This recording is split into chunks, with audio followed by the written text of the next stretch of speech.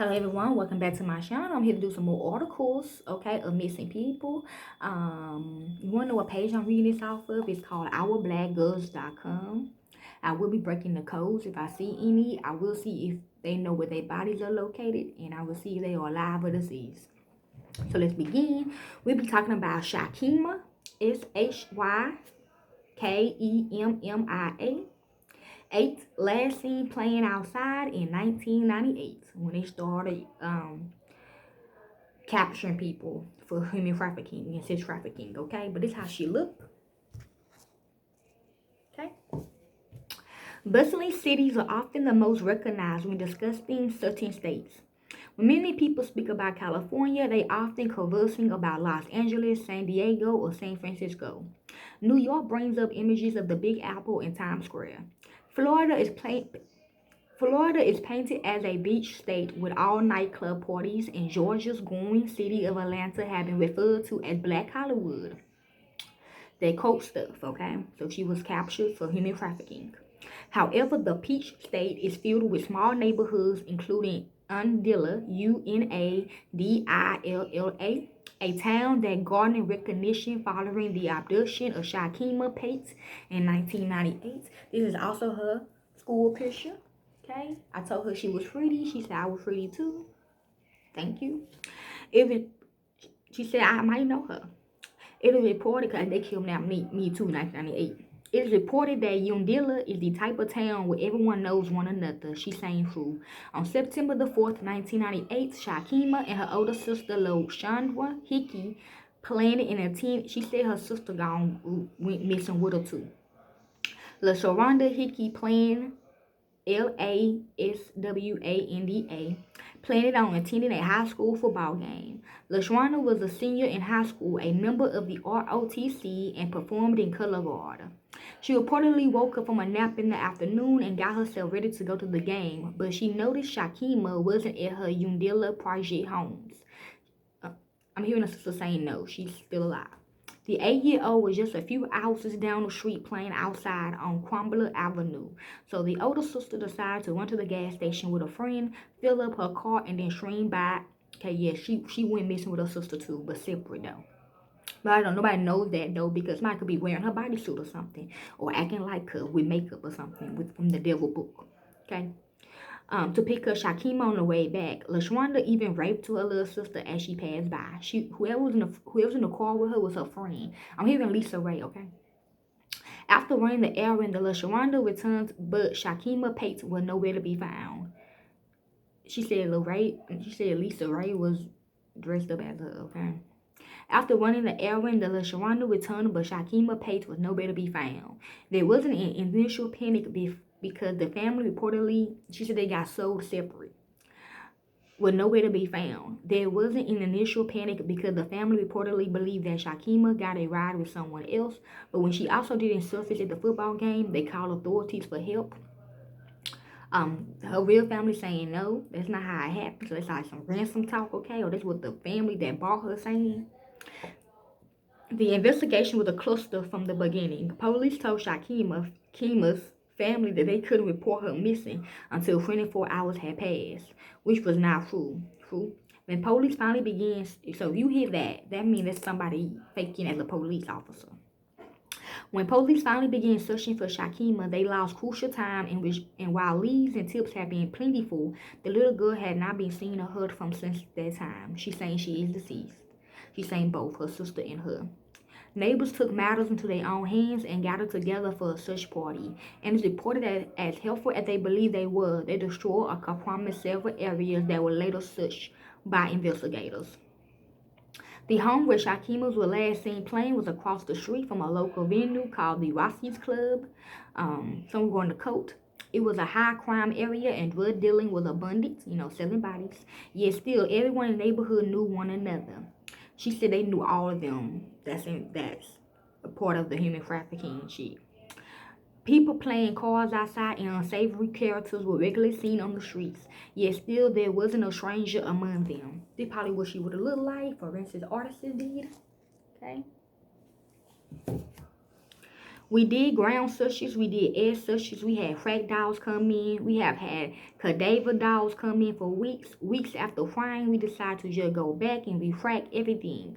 Dooley County Sheriff's investigators Randy Levine told reporters back in 2019 where this is. The residence is located across from a club which is known as Rossi's Club, which has since closed, which was also a high drug area. It at the time had people up and down the street that were known drug dealers at the time. He added, we had the drug dealers actually coming to us and saying, hey, you know y'all interfering with our businesses. Yeah, see, they was him. See, they figured out here, okay? If we knew anything, we would tell you. The headquarters for the search of Shakima's were at the child's home, and those drug dealers even helped police in their quest to find her.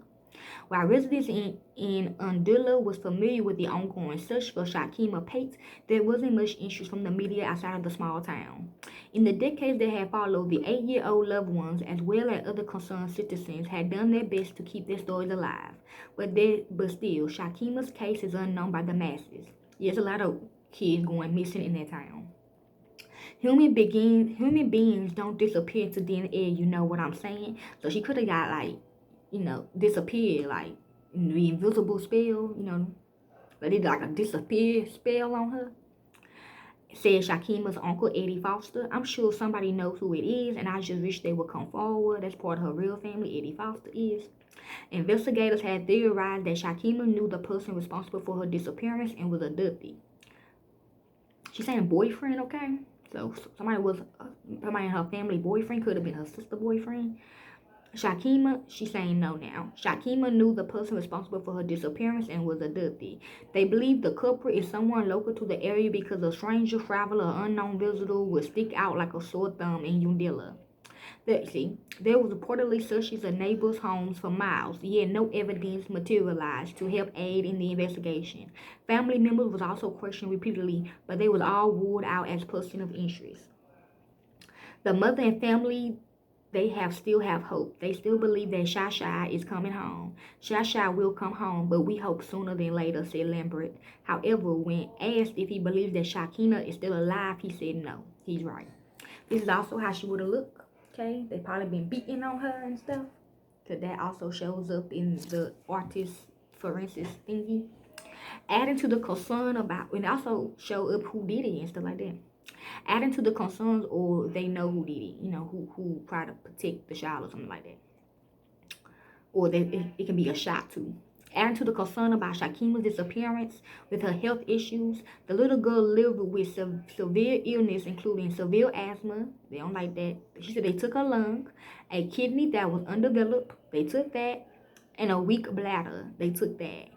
But I don't know what they did with it. She said they discarded it. It's not good, okay? It is reported that not long before she went missing, Shakima Pate suffered an asthma attack that landed her in the hospital, and she required at-home breathing treatments. I mean, they even tried to put lungs in her body, like they liked her, but they didn't like some of her stuff on her body wasn't working, so they tried to give her another lung. Okay, that's what I'm hearing. It is reported that not long before she went missing, Shakima's Pate suffered an asthma attack that landed her in the hospital, and she required at-home breathing treatments. Because of her bladder issues, Shakima wore pull-up diapers, and she had a displaced kneecap that required her to wear a leg brace. That too. Still, Shakima is described as an active child who was full of life. She liked to sing in the church choir, ride her bike, and perform street gestures for her mother. Her family believes that she had been a white child or had come from a family with financial resources. Shakima's case would have received more exposure. That's what they're saying. Lambert also revealed that there was a person of interest back in 1998. So basically saying if she was white, we wouldn't have killed her, something like that. I told you they only kill white people if they had sex with black people. They love black people, okay? Or they got mixed kids. A man whose name has not been shared publicly. The person reportedly fit the FBI profile created of the person Police believe responsible for Shakima's disappearance. Lambert speculated this unarmed man, in a fit of anger, abducted and murdered the little girl. He's right. The National Center for Missing and Exploited Children, case number is 852-942, would send a stack of Shakima's missing person flyer monthly so her family could continue to pass them out in their neighborhoods, though mailings have ceased. Um, I guess you can still do it or you can't do it no more. Several residents in Undilla who was around when Shakimas went missing had either moved away or died. Leads may have gone cold, but Shakima's loved ones have remained vigilant. Yeah, that's ransom talk right there. If you keep talking about her, we will kill y'all or we will abduct you. She was just weeks away from her ninth birthday when she vanished, and whether she had lived a life believing that she belonged to another family or is no longer alive. Yeah, she forgot who her real family is. I guess 'cause they put fake blood in her or something like that. Shakima's loved ones continue to seek answers. At the time of her disappearance, Shakima's Pate stood 4 feet 4 inches tall and weighed 59 pounds. She had, because she was on leukemia, she was on dialysis. She had black, dark brown hair braided with extensions, shoulder lengths, furled in the front with gold beads, and brown eyes. Her ailments and illness are described above, and should be noted she had a surgical scar along her waistline from kidney surgery. They even watched the other video I did. When they like, when they see they got scars on them, they send it to their family, be like, look, she got a scar on her. This is why we doing this to her. This is why we killing her like this, okay? Shakimas was last seen wearing a neon green button-up Atlanta Braves jersey, dark blue black jeans, and white case-stretch tennis shoes. Her middle name is Shyrez, Shyrezz, and she went by the nickname Shy Shy. Shakimas will be 31 years old at the time of this publication. Anyone with information about this case is urged to contact the Dooley County Sheriff's Office at 229-645-0920, the Georgia Bureau of Investigation at 478-987-6606 or 478-987-4545, the GBI tip line at 1-800-597-tips or 800-597-8477 or their local authorities. The agency case number is 9809808. A 15,000 reward, a 15,000 reward is being offered by the FBI, GBI, and Governor's Office for information leading to her safe return. Please share this story about Shakima's Pate to help bring awareness to this case. She is our sister and her life matters, okay? So if y'all want to help with this case, y'all can. I don't do it for the fame or the money. I do it because it's what I love to do. I'm out. Peace.